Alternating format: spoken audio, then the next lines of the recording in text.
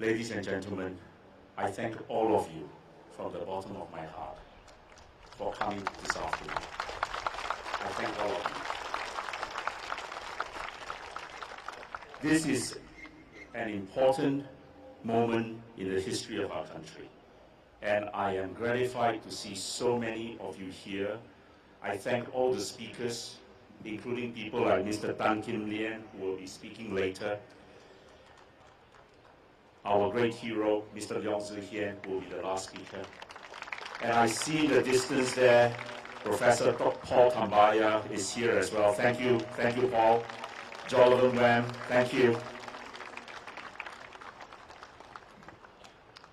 Now, this rally, the theme of it is the abuse of process.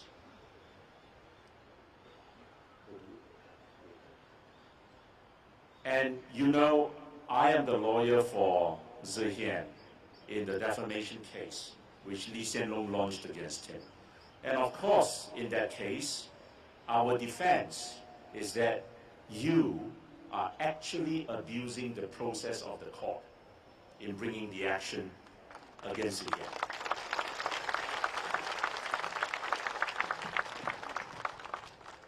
I will speak a bit about this case, but I do not want this rally to be just about this case, as I'm sure Zi-Hien will not want it to be.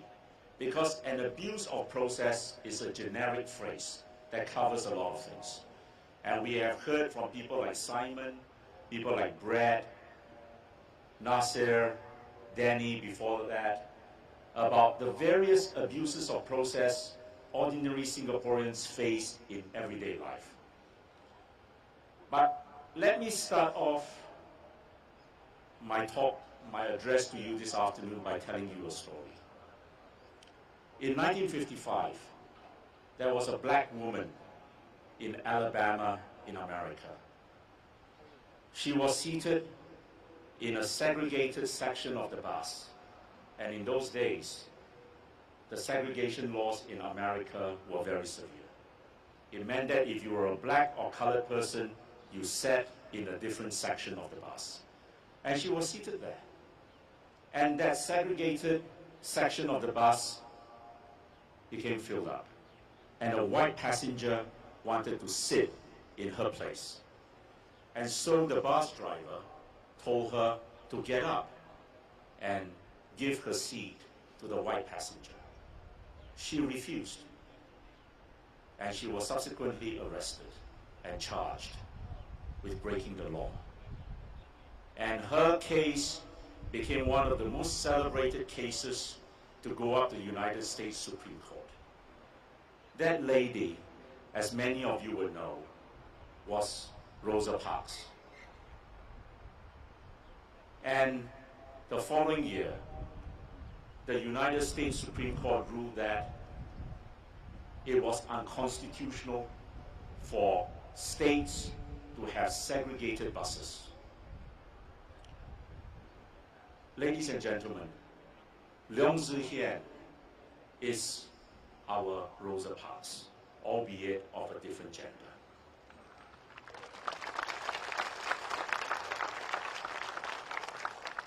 Because what he is doing today in Singapore is what no one has ever done before. And it is to stand up to a powerful figure and tell that person, enough is enough. I am not going to be railroad. I am standing my ground. I am going to defend myself.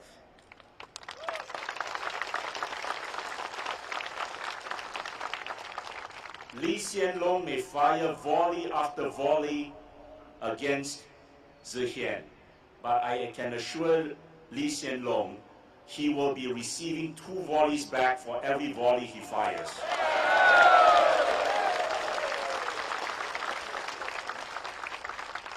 Until that fateful day when all of us will meet in court and the truth will emerge.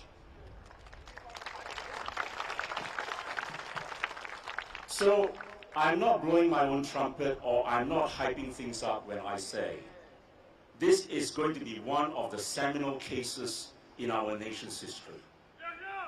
And there are very few cases that are seminal. By a seminal case, I mean a case that will define the character of a nation. And in America, we know the Rosa Parks case. We know the case of Brown versus the Board of Education, where 13 parents took the Board of Education in Kansas to the Supreme Court because they practiced desegregation in schools there. And the United States Supreme Court in 1954 ruled that it was unconstitutional to have segregated schools. So it takes courage. You have to make a stand, finally. And isn't it so true what Winston Churchill once told us? Courage is the first of all human qualities, because it is the quality that characterizes all other qualities. And it takes courage to stand up and speak. And Zihian's case is all about the freedom of expression.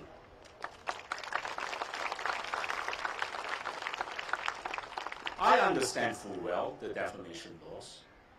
Yes, we must operate within the boundaries of the defamation laws.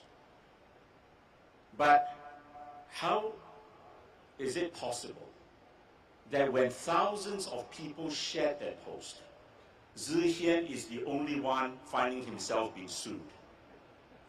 Why is it that the Prime Minister has not sued the writer of the coverage or anyone else, the authors of what are the alleged defamatory words? And you know, many people have this misconception that, oh, he's got to sue them overseas. That's not true. He can, if he wants to, sue them in Singapore. I don't want to get other people in trouble, all right, by suggesting that he sued so many other people. But these are pertinent questions which all of us will have when we consider this case. And that is all I'm going to say about this case, because I want to move on to other abuses of process, which I think are as important for Singaporeans. Ladies and gentlemen, you know, every day we are faced with this word. And what is this word? This word is meritocracy. What the PAP says is the guiding principle of their political ideology, meritocracy. All right? They say that in Singapore, everything is equal, and you rise up by your own merits. Really? Is it meritocracy when someone does not perform and is not removed from his position, as has happened so many times? You know how meritocracy came about? Meritocracy was a phrase, was a word coined in 1958 by a British Labour Member of Parliament named Michael Young. And he was actually writing from the perspective of an academic in 2034, a date that is not even upon us yet. Yeah? And in it, he was describing a new social system, that a new political, social, economic system that did away with the British caste system. You know, the British, till today, have terrible class problems, yeah? They have the aristocrats and all that, and so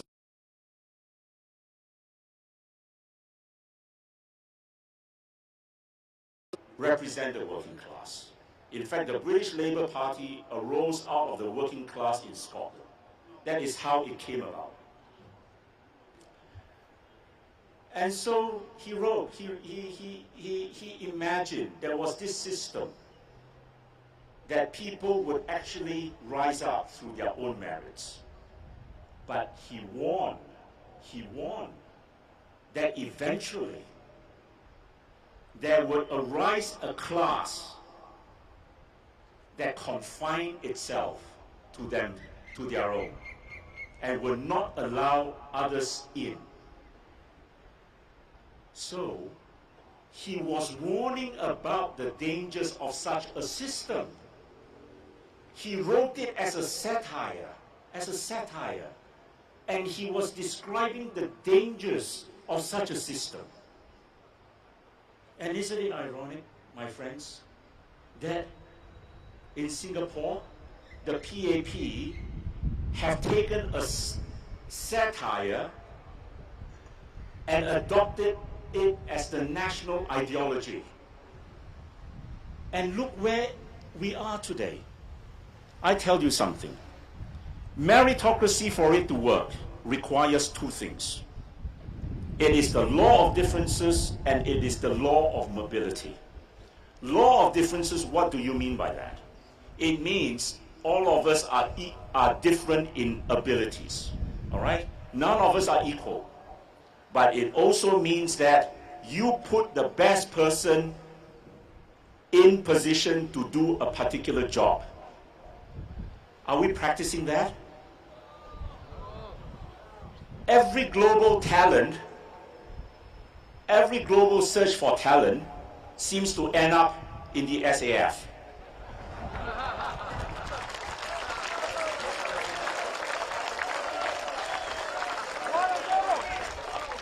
So we had an SAF general run NOL. And we all know what happened. I tell you this, ladies and gentlemen, it is not a laughing matter, but I appreciate the laughter.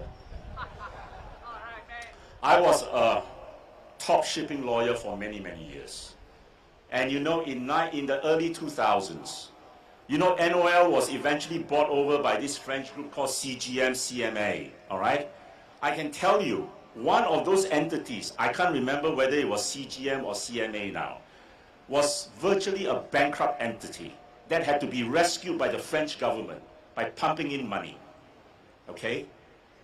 All right? And you know, ladies and gentlemen, we were founded as a national entity by Raffles because Singapore possessed a great port. And in about 3 weeks' time, we are going to celebrate our bicentennial. On the 19th of February, we are going to celebrate 200 years since Raffles landed and founded Singapore. And I tell you this, I am grateful that Raffles founded us. I know there are some who will say, oh no, we shouldn't celebrate that because it's colonialism and all that. I say, I totally disagree with you. I totally disagree with you. And you know why? If Raffles had not stepped foot on our shores, we would not be where we are today, okay? And people do not realize that Singapore was not an automatic choice for him. He had the choice of either going to Aceh in North Sumatra, and you know what a great harbor Aceh has in Sabah. Or he could have gone to Karimun, which is only a short distance away. He chose Singapore, and Singapore developed from there. And I can tell you, we may have anti-colonial sentiments, that's fine. But let's not forget that the British gave us a great civil service, a great system of justice, first class. I lived for some years in Indonesia, and I can tell you the difference between the British and the Dutch colonialists. The Dutch never did anything for Indonesia. For 350 years that they were in control of Indonesia, not a single Dutch person back in Holland paid taxes because they pillaged Indonesia. The country was so rich, they could take away the riches from Indonesia and feed their own country. And they never developed the civil administration. They never developed the justice system. They were the ones who introduced corruption into Indonesia to control the local population. So I am thankful that the British stepped into Singapore and built up a country to where it is today. But let me come back to this thing called meritocracy. You know, a few months ago, Ong Ye Kung says, we've got to double down on meritocracy. But look what it has produced. We are the world's second most unequal society, according to the United Nations. And this was pointed out by none other than Professor Tommy Koh just last month.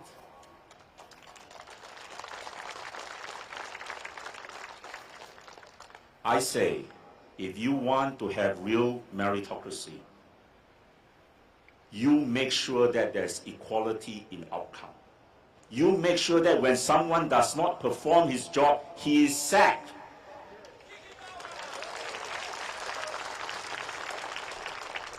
And wasn't that what Lee Kuan Yew told his own party and told the nation many years ago?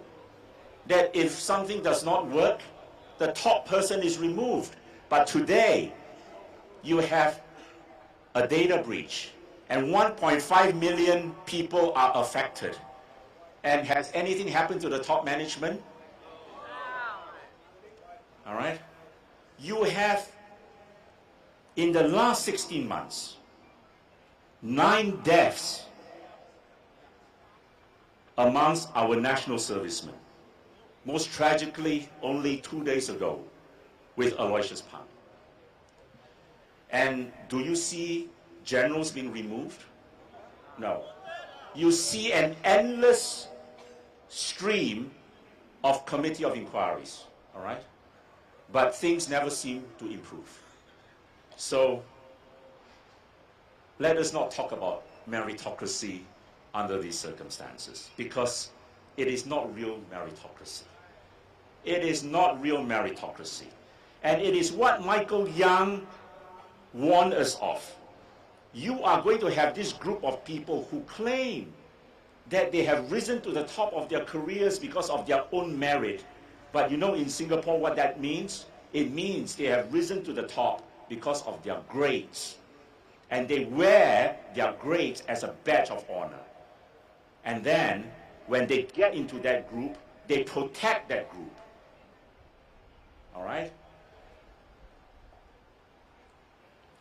And you know what? After a while, they become a different class. They call themselves natural aristocrats. And the rest of us are the mediocres.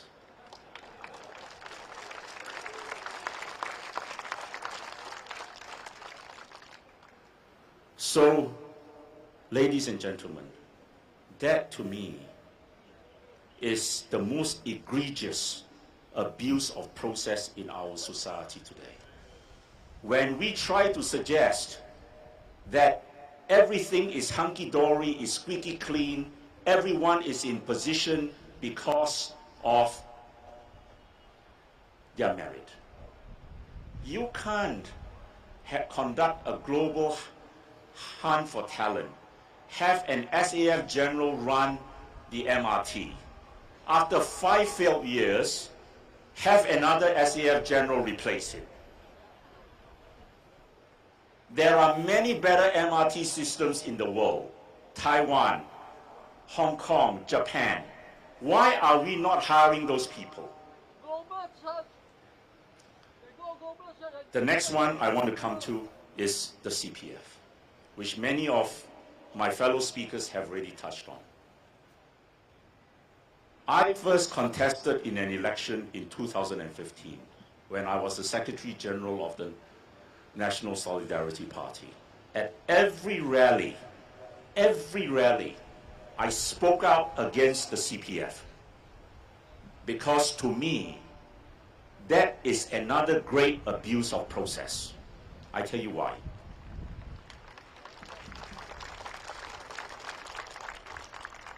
You get Singaporeans, when they start working, to start contributing to this fund, promising them that this is their nest egg that will take care of them in their retirement years. Do you know that any pension scheme, including the CPF, is already delayed payment to that person? Because in your CPF, I can't remember now the figures, but in those days, you were probably contributing 20% of your salary, right, to CPF. So you are deprived of that use of 20%. On the promise that when you reach retirement, you will enjoy the fruits of that 20% and the accumulation of that 20%. 20%. I think at one time the figure combined with the employer's portion was 37%.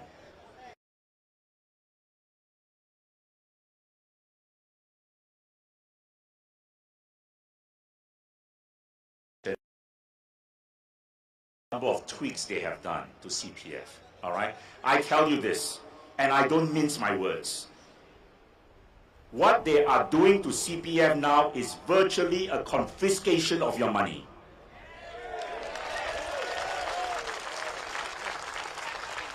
It is money. Unless you change the government, you will never see in your lifetime.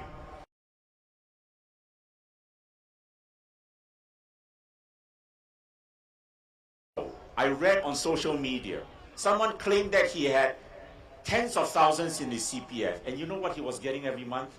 $2.88. $2.88. But even if you are better off, even if you get $400 to $500, tell me, can you survive on that in modern day Singapore? The most expensive city in the world for the last 5 years. And you know what?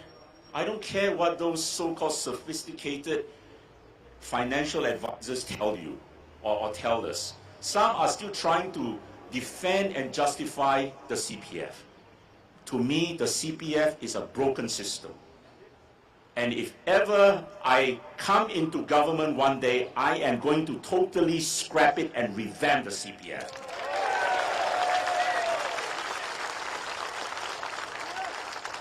It is broken. How can you have a system where people in retirement years cannot afford to retire? 70, 80-year-olds are still having to work. You tell me that is a good system? I tell you that is a bad system. Bad.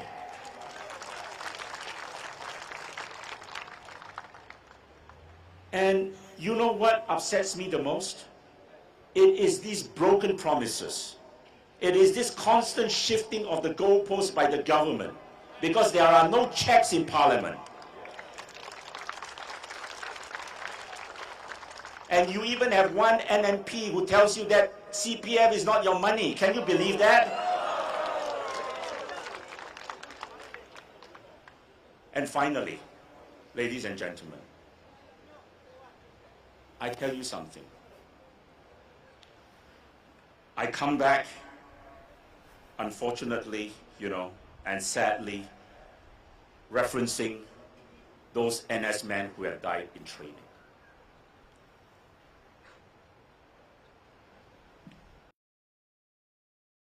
Who takes up arms to defend his country has the right to expect that his government will protect his interests.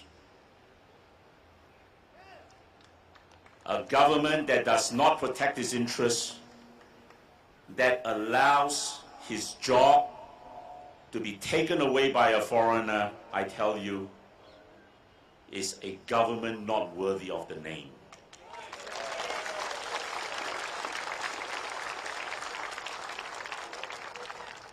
And so I tell you, I do not know what has come of Singapore, which is why I wrote it in the banner. You go to any other country, you go to Australia, you go to America, you go to Britain, you go to Japan, Taiwan.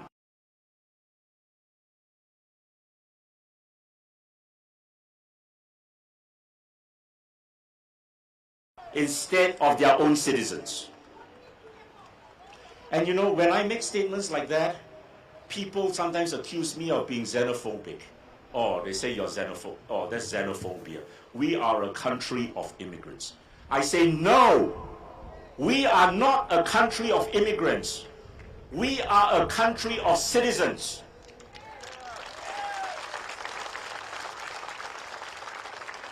And it's around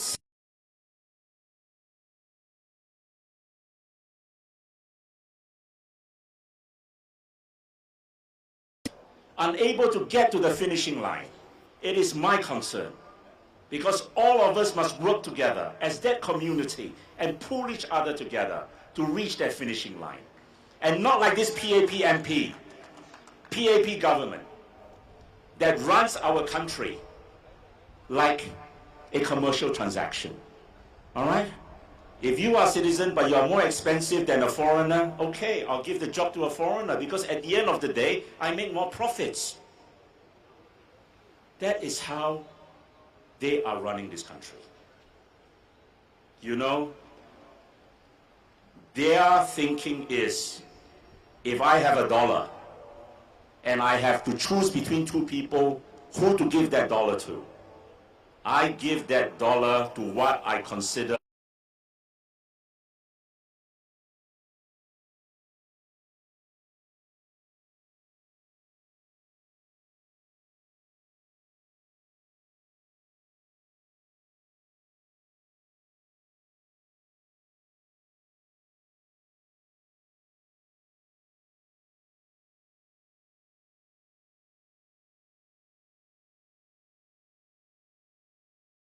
don't have retirement adequacy.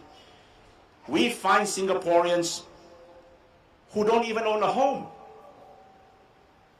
We find Singaporeans, unless you own landed property,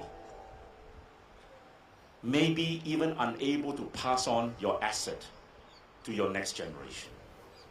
And so our society becomes more and more unequal. And meritocracy is not going to help, I'm telling you. Tarman's so-called escalator of mobility is the most flawed argument I have ever heard, because studies show that mobility decreases with inequality. Ladies and gentlemen, I hope I have given you something to think about. What I believe we need is this. In 3.5 weeks' time, we are going to celebrate our bicentennial. But I think this is a moment where we need to rediscover ourselves. We need to rediscover the purpose in Singapore. Like what Brett said, we need that creativity and innovation, which is, and that is because we have it has become a plague that has infected every one of us. We must get rid of that fear. And I tell you, that is why Leong Zihian standing his ground and not surrendering is so important to removing this fear.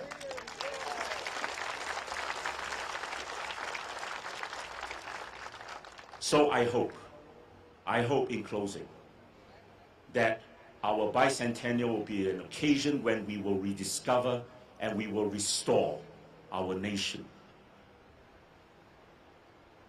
to the exceptionalism that all of us have come to expect. Thank you very much.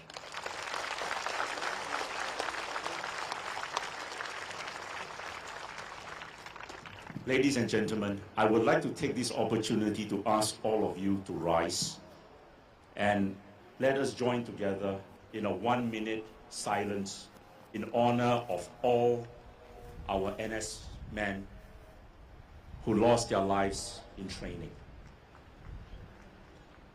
Let us bow our heads and observe 1 minute of silence.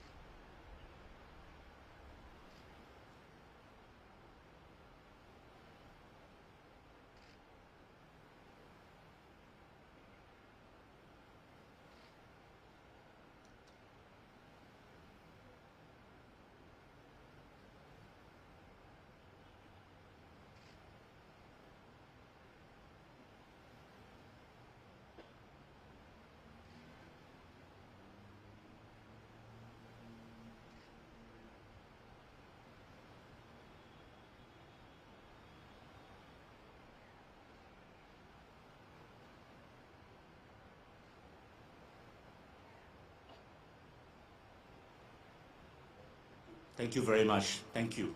Thank you.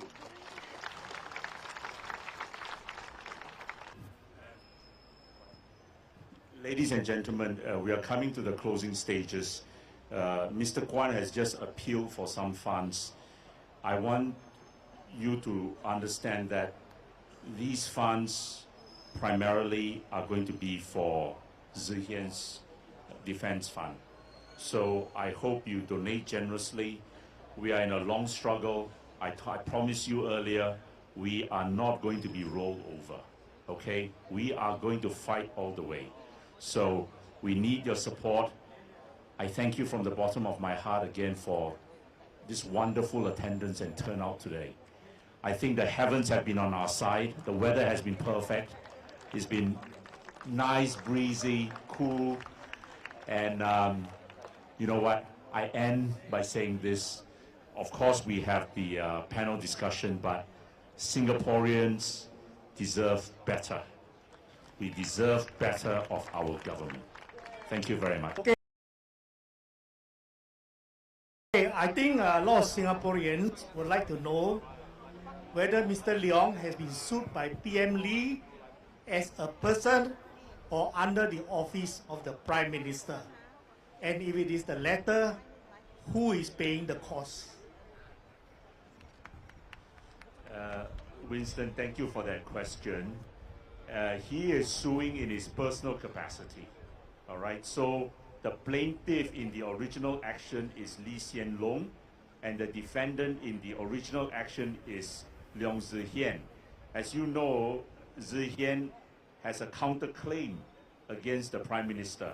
So in that counterclaim, Leong Zihian is the plaintiff and Lee Hsien Loong is the defendant. So since he's suing in his personal capacity, Lee Hsien Loong is suing in his personal capacity, theoretically, he will be responsible for his lawyer's fees. Now, I won't go into that because I do not know what is the arrangement there. I'm Lim Tean. I'd like to ask one simple question on this housing board ownership. I'm being the revenue office sent me a letter to ask me to pay the property tax by the end of this month. Then I was looking at it. I said, what property tax? Because I read in the paper that this property doesn't belong to me. And then I also don't have deeds or whatever document to show that I'm the owner. Then I asked the revenue office. Then they said they go to housing board and ask whether I go to the area office or housing board HQ. I don't know. But anyway, this is very interesting because every year I have to pay income tax. And also income tax, property tax. Sorry. I know this haven't even reached the point, but just like, keep it up. This is the first landmark case Singapore taking against the Lee Hsien Loong for defamation character. It's been going on for ages. You can't just sue anyone, especially just for forward news. I too do a lot of forward. Who be the next victim? Me and all the lots of you who forward news. This shouldn't go on. And please, Mr. Lim Tean, keep up the good work. In democracy, Singapore, speech, freedom of expression, that's what we want. More than 8 of our sons of the nation have died in training in NS, and it seems, I have read, that no action can be taken against MINDEF or the government for any negligence on their part. Is that right? Sir, you are correct in that. Unfortunately, there is a provision in the government, I can't remember the title of the act now, the Government Proceedings Act, Section 14, that says that, you know, when a soldier dies in training, and it applies only to the army, all right? When a soldier dies you can't sue the government for negligence. So unfortunately, that is the position. I think previously there was another NS man who died and whose family took the government to court and they lost because of this provision. You know, one day we have to challenge this provision. I think one day we have to challenge the constitutionality of this provision, because it certainly does not seem to me to accord with the constitutional provision that everyone is accorded equal protection under the Constitution. I think there's a case there. If you, Mr. Lim Tean, if you should get into Parliament, could you bring this matter up and try to get it changed, because our young boys are doing service for the nation and paying with their life, and yet when negligence is involved, the parents, the family have no right to any to sue for compensation.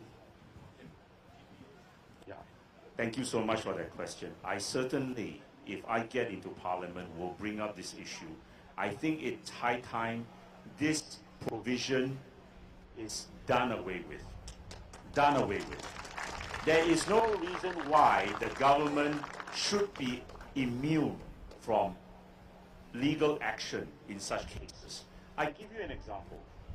Until very recently, it was almost impossible to sue and succeed against the police in a jurisdiction like England. So if the English police were negligent and they caused hurt, caused damage, you couldn't sue them. And it was not because of any legal provision, it was because of a public policy consideration. Because the courts there felt that if anyone could sue the police, you know, then they will be inundated with lawsuits, all right? But very, very recently, a few months ago, the Supreme Court of England came down with two decisions that reversed that position. And so now, the police in England are liable for negligent suits. And I don't see why the position should be any different in Singapore. What I want to say is this. Today's rally, from the crowd you can see, it's very successful based on the past few rallies that we have had here. Now, in the run-up to the coming general election, I think it is wise for us with alternative voices to maintain the momentum. And we can still use the same abuse of process rally, because this is a subject which is universal in Singapore. So let's have it every month and let's grow this protest to filling up the whole of Hong Lim Park. And I want to see perhaps in the next 6 months we get 20,000 here, and that will send a super message. And at every rally we should do a collection, because it will show the support of the public for such activities. This is very important. We must send a strong message. Thank you. 我是用华语讲啊。我急着讲，去年6月9号，有一个新加坡要抓的人，在就美国回来，在联邦跟他4个朋友讲，庆祝没有真正独立的新加坡，新年快乐。为什么没有真正独立？我们成立了40多年了，要没有独立？问题，我们这个国家每个国家都有国语，可是到现在还没有国语。我们华、马、英、印4种语言，要说就语，华人70多万是华人，应该以华语做国语。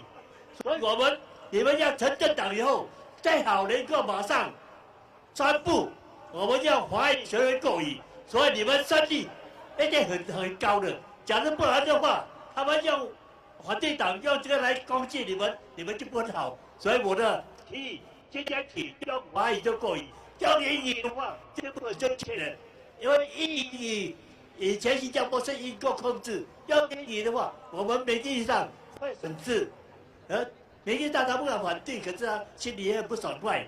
第二点，英语没有华语的高，华语来讲，你看我们叫你爸爸的哥哥弟弟，跟妈妈的哥哥弟弟叫什么安哥，他的姐姐妹妹呢安弟。什么安哥什么安弟，莫名其妙，华文很清楚的。二父叔叔、大姑丈、二姑丈、大姑、二姑、大姨、二姨很清楚，所以我一样放华语啊。OK， 谢谢你哦。明白，一个相当好的建议啊，但是这个问题有可能是我们要做一个全国的 referendum 才打算吧。我们还没有执政，林先生还没有拿到什么政治的权利，所以建议是好，但是是否能够用华语跟国语我们的国语作为通用的语言呢？这个希望以后我们能够执政的时候才讲吧。我是用华语讲啊。问题是这样，去年6月9号，有一个新加坡要抓的人，从美国回来，在联邦跟他4个朋友讲，庆祝没有真正独立的新加坡，新年快乐。为什么没有真正独立？我们成立了40多年了，要没有独立？问题，我们这个国家每个国家都有国语，可是到现在还没有国语。我们华、马、英、印4种语言，要说这语言，华人70多万是华人，应该以华语做国语。所以你们要成政党以后，最好能够马上宣布我们要华语成为国语，所以你们胜率一定很高的。假如不然的话，他们用反对党用这个来攻击你们，你们就不很好。所以我的提议，今天起用华语做国语，用英语的话就不很正确了，因为英语以前新加坡是英国控制，用英语的话，我们名义上会省事，名义上他不敢反对，可是他心里也很不爽快。第二点，英语没有华语的高，华语来讲，你看我们叫你爸爸的哥哥弟弟，跟妈妈的哥哥弟弟叫什么安哥，他的姐姐妹妹呢安弟，什么安哥什么安弟，莫名其妙，华文很清楚的，二父叔叔、大姑丈、二姑丈、大姑、二姑、大姨、二姨很清楚，所以我一样放华语啊。OK， 谢谢你哦。明白，一个相当好的建议啊，但是这个问题有可能是我们要做一个全国的 referendum 才打算吧。我们还没有执政，林先生还没有拿到什么政治的权利，所以建议是好，但是是否能够用华语跟国语我们的国语作为通用的语言呢？这个希望以后我们能够执政的时候才讲吧。Yeah. Okay, the last question. My name is Sam. What I'm is a basic thing about national service. Now you understand there's so many people, our sons have all suffered and died of a paranoid government. Sick government thinking that people will attack us all the time. I think we are very heavily for this stupid idea of national service. If Mr. Lim Tean get into parliament, I will support him to stop this stupid NS, wasting 2 bloody fucking years of my son's time doing nothing, sitting down there. Okay? So please, stop this NS bullshit thing. Over and out.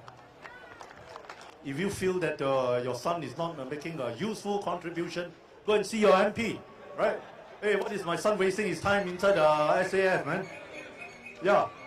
No, we must register the point. I know it's no use. We must register the point. The point must be registered, okay? You and I, we know that, all right? That is why, please, the ideas that we have shared with you today, we take the trouble to have this rally, is to put forward all these ideas to you and go home. Don't let these ideas just vanish into thin air. Go back, talk to your brothers, talk to your sisters, talk to your uncles, talk to your co-workers, all right? And we would really like to hear what kind of counter-argument, all right?